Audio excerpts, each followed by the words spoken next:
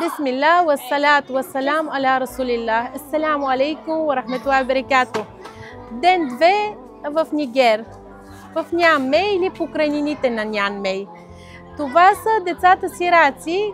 Ние решихме днес да ги зарадваме, като осигурим храна и малко лакомства от вашата садака. Аллах да бъде доволен от вас, иншаллах. Това място Ал-Селям го взима под наем, за да събира децата тук.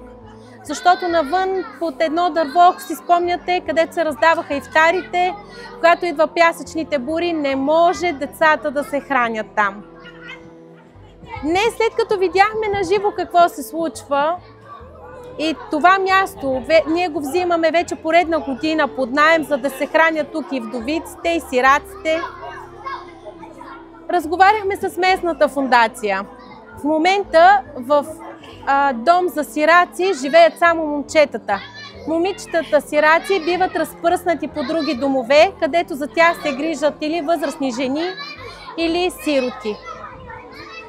Днес обсъдихме с доктор Ибрахим и доктор Билял какво можем да направим от тук натам за тези деца сираци. Говориме с фондацията, те казаха, че напълно е възможно една мечта и един проект, иншаллах, скоро да го бъде. Да построим дом за сираци, училище.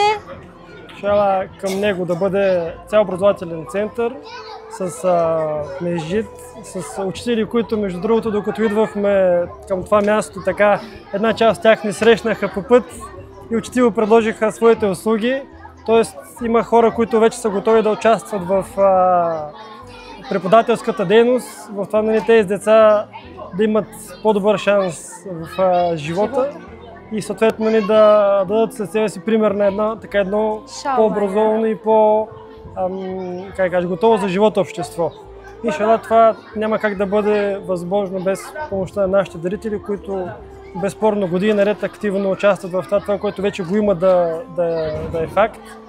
Но иншаллах има още много неща, които биха могли да се подобрят и разбира се, без активното участие на всеки един дарител на Ал-Селям, без активното участие на всеки един човек, който пряко или косвено участва в инициативите и дейностите на Ал-Селям, свързани с Африка и в частност с Нигер, то няма как това нещо да бъде реализирано, така че нашият апел е това, което до сега е постигнато, да продължим да го надграждаме заедно.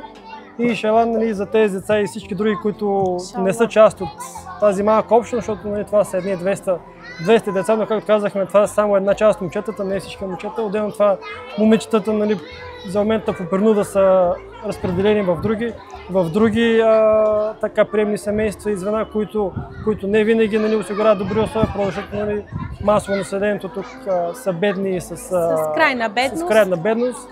Така че това е нещо, което със сигурност ще бъде в огромна полза за цялата държава, за целия град. Иншаллах, да бъде така, с помощта на всички, да бъде реализирано в близко бъдеще. Иншаллах, ще бъде.